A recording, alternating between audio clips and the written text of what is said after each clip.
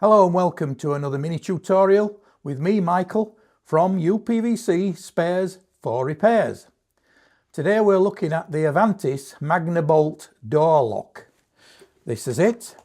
It's an auto-fire slam shut system, which means once you close the door, the bolt fires further out. To depress the handle to bring it in from the top here, depressing the handle takes it in, but when you close the door and it's sitting correctly in place, these will fire out further to give it full lock in place.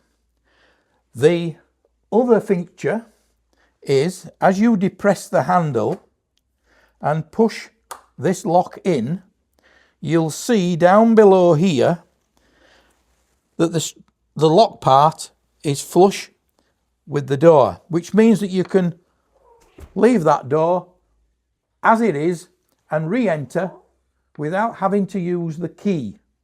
It's a key operated lock, and to release it you put the handle down again, put the switch back, and it releases. Looking at the two different locks, this is the standard lock, which sits there. 1, 2, 3 locking points. This one is what's called the heritage lock.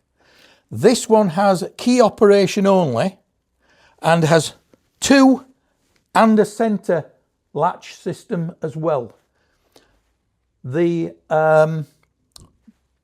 latches here, there and at the bottom are reversible, and I'll show you how to do that now.